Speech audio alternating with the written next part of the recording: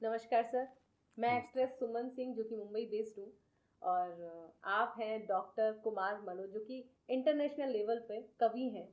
हमारे भारत देश का नाम रोशन कर रहे हैं आप, और आपके साथ आज आप जब मुंबई आए और मुझे आपसे मिलने का सौभाग्य प्राप्त हुआ।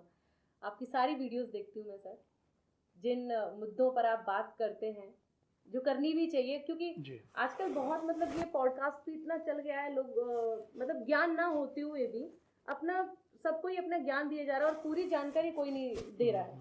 तो सर आज आपके साथ मैं बात करना चाहूँगी और हमारे जो दर्शक हैं उनको आपके जरिए एक नई दिशा मिलेगी उनको, और सच्चाई से रूबरू होंगे। कुछ सवाल है मेरे जी जिनको मतलब बहुत ज़्यादा उत्सुकता है मेरे अंदर, एक्साइटमेंट है कि मैं आपसे पूछूं। बिल्कुल तो बिल्कुल। पहला सवाल सर ये है, एकलव्य जो एक ऐसे छात्र थे, एक ऐसे विद्यार्थी थे जिनको गुरु ने निकाल दिया कि भाई वो उनको नहीं सिखाएंगे क्योंकि शायद वो क्षत्रिय नहीं थे, और तब उन्होंने निराश ना होते हुए और अपने गुरु की प्रतिमा से सीखा।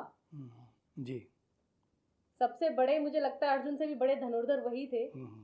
और जब गुरु द्रोणाचार्य को पता चला कि भाई इसने तो मेरे बिना भी सीख लिया, तो भी छल से उनसे मतलब वो उन्होंने गुरु दक्षिणा के नाम पर क्या बात उनसे है, उनका अंगूठा ले लिया, राइट, क्या बात ताकि वो अर्जुन उनके जो सबसे प्रिय विद्यार्थी थे या शिष्य थे उनसे आगे कोई ना जा पाए। जी यहाँ तक तो सब जानते हैं सर। जी इसके बाद एकलव्य का क्या हुआ, ये हमारे दर्शक जानना चाहेंगे, मैं जानना चाहूंगी सर।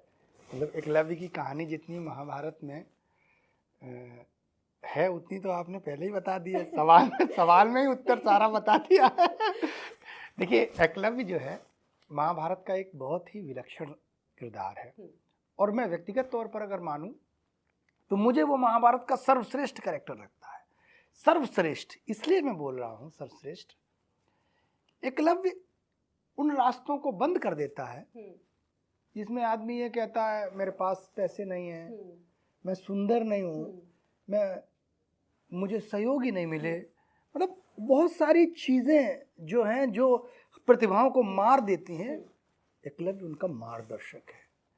एकलव्य उनके लिए भी दरवाजे खोलता है जो ये कहते हैं कि भाई मेरा तो कोई सहयोग नहीं कर रहा, मुझे अच्छा गुरु नहीं मिला। नेगेटिविटी में से पॉजिटिविटी कैसे लाना है वो एकलव्य सिखाता है। विलक्षण व्यक्ति है। और मैंने जब मैं एकलव्य को मैंने जितना ज़्यादा पढ़ा है ना सुमन जी, मैं थ्रिल हो जाता हूँ उसको पढ़कर। मतलब मेरे रोंगटे खड़े होते हैं कि क्या कैरेक्टर है यार। एक लड़का जिसको बड़ा धनुर्धर बनना है, जिसको ये बनना है कि सपने हैं उसके आंखों में।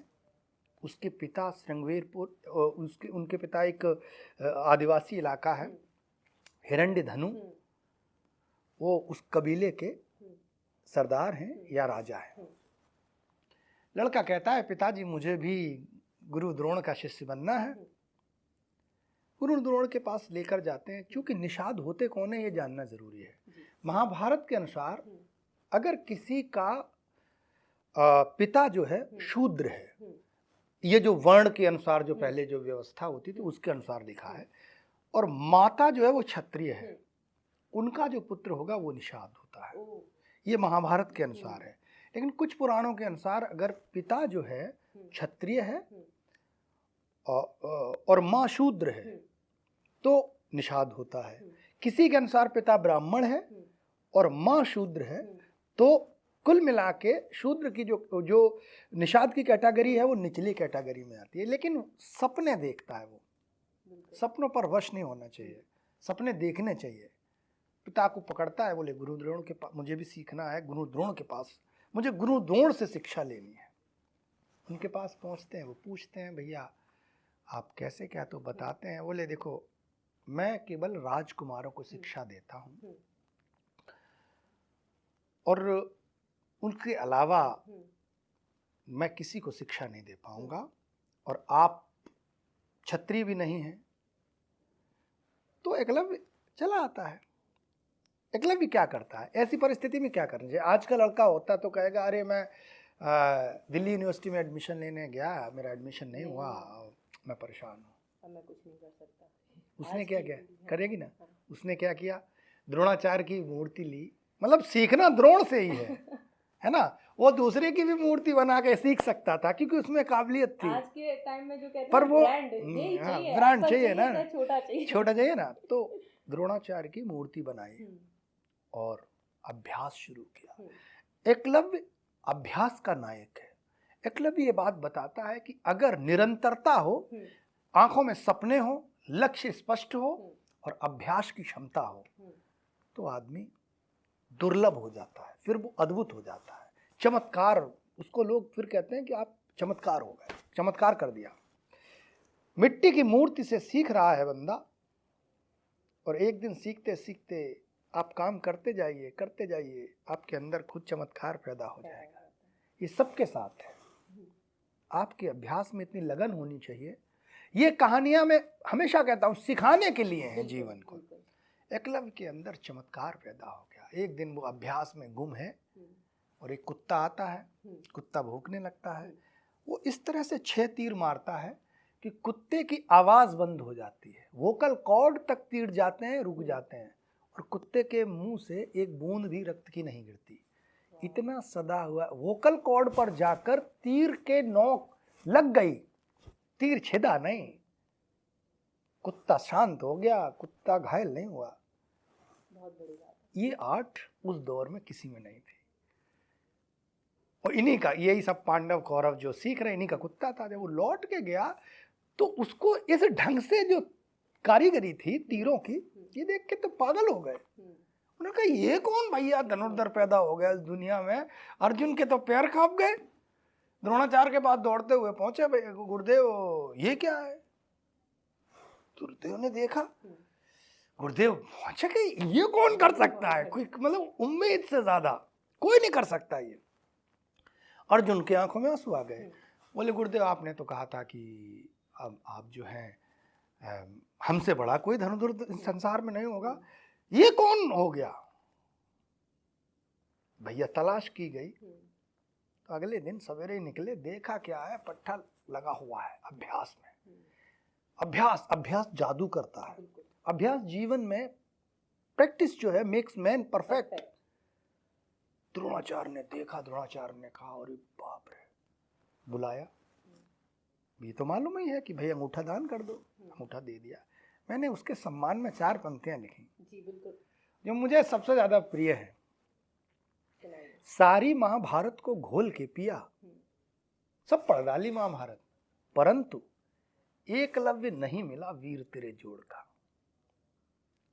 सारी महाभारत को घोल के पिया, खड़े हो जाते, परंतु एकलव्य नहीं मिला वीर तेरे जोड़ का। राजवंश और आम आदमी के बीच द्वंद्व, आईना बना तू राज की अनीति होड़ का। जो होड़ लगी हुई थी आगे बढ़ने की, तू आईना है, आईना बना तू राज की अनीति होड़ का। भीलनी के लाल तेरा पौरुष अक्षुण्ण रहे, तू ही था निदान इस दास्ता के कोड़ का।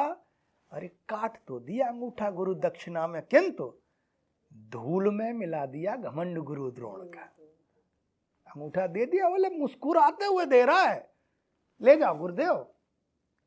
जबकि द्रोणाचार्य का कोई योगदान नहीं और मुस्कुराते हुए अपने जीवन की सबसे बड़ी पूंजी दे देता है एकलव्य। उससे बड़ा दानी कौन होगा। पूरे जीवन की सारी संभावनाएं दे दी। और यहीं से आपके सवाल का उत्तर शुरू होता है कि अंगूठा कट जाने के बाद क्या हुआ। इस कहानी से जीवन में इतनी बड़ी सीख मिलती है। आपको पता है, मैं आपको आज एक नई बात बताता हूं। आधुनिक तीरंदाजी जो है, जो आज ओलंपिक में जो तीर चलाए जाते हैं, उसका जनक कौन है? एकलव्य। एकलव्य का अंगूठा कट गया, लोगों को लगा कि अब तो बिना अंगूठे के तीर। एकलव्य ने नई कला विकसित की, उंगलियों में तीर दबा के चलाने लगा। और आज ओलंपिक में जब भी दुनिया में निशानेबाजी की प्रतियोगिता होती है तो कभी भी अंगूठी से तीर नहीं पकड़ा जाता, उंगलियों में दबा के ही अचूक निशाना। ये जो विधा है ये एकलव्य की देन है। अब महाभारत में एक जगह जिक्र आया कि एकलव्य था कौन एक्चुअल में। तो एक जगह महाभारत में और हरिवंश पुराण में एक जगह कथा आई है 34वें अध्याय में। कहते हैं कि कृष्ण के पिता जो वसुदेव थे, सबसे बड़े थे सूरसेन के पुत्रों में। उनके एक भाई थे देवभाग, जिनके पुत्र थे उद्धव, जो कृष्ण के सबसे आत्मिक मित्र थे, सबसे आत्मीय मित्र उद्धव थे। उनसे और छोटे भाई थे देवप्रभा, जिनका पुत्र था शत्रुघ्न, जो एक बार बिछड़ गया था और उसको निषादों ने पाला था, और वही व्यक्ति एकलव्य नाम से जाना गया। ये जो जिक्र है ये महाभारत में है। अब दो चीजें हो सकती हैं, मतलब हम जब कथाओं पर चर्चा करते हैं तो कुछ पन्ने खुलने चाहिए। अब दो चीजें हो सकती हैं। एकलव्य, उसने अभ्यास नहीं छोड़ा, उसने उंगलियों से, उसका जो तीरंदाजी थी वो दिनों दिन बढ़ती गई। उसके बाद उस कबीले का राजा वो खुद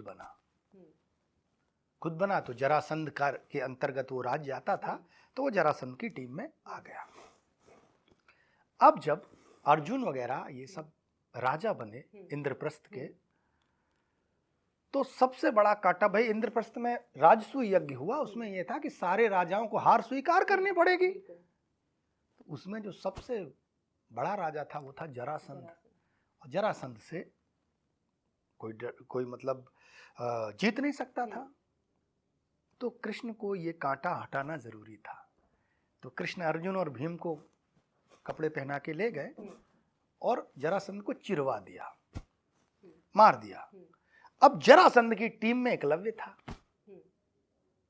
तो एकलव्य जो है इंद्रप्रस्थ के राजसूय यज्ञ का बहुत बड़ा कांटा था। मतलब उससे सब डरते थे कि इसको कैसे जीता जाए। लेकिन चूंकि वो उस तरह से वैधानिक राजा नहीं था, तो उसको युद्ध के लिए आमंत्रित नहीं किया गया। लेकिन युद्ध, उसके अंदर एक आग जलती रही। और कुछ लोग कहते हैं, महाभारत हरिवंश पुराण के अनुसार वो आग इसलिए जलती थी कि वो जो मथुरा से बदला लेना चाहता था वो, कि इन लोगों ने मुझे त्याग दिया, मैं यदुवंश के पुत्र होने के बावजूद मैं निषादों में पलकर बड़ा हुआ हूँ, मुझे किसी ने ढूंढा नहीं है।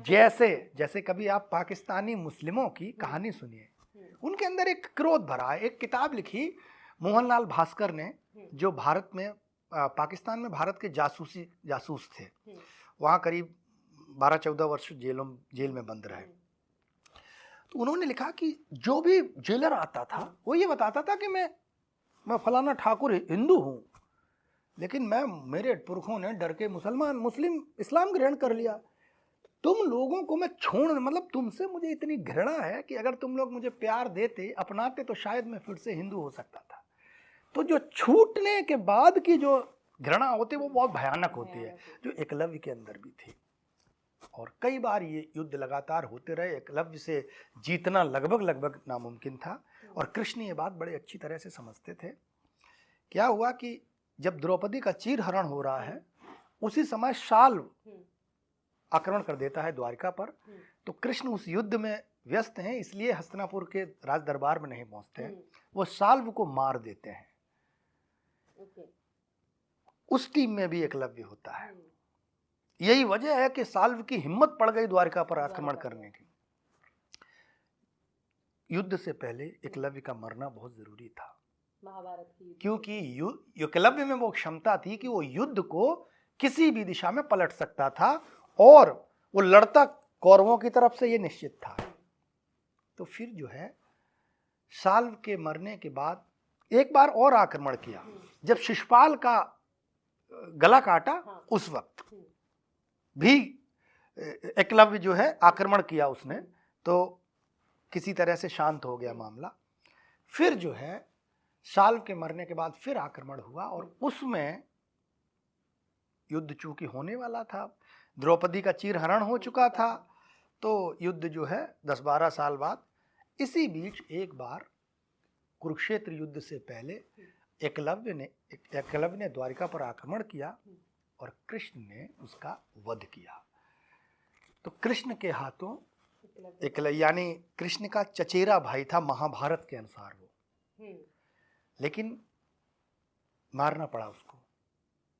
एकलव्य के बारे में बहुत सारे ऐसे तथ्य हैं जो लोग नहीं जानते हैं, लेकिन इन सब के बावजूद वो एक ऐसा विलक्षण प्राणी है जो पूरी महाभारत में अपने होने का पता देता है।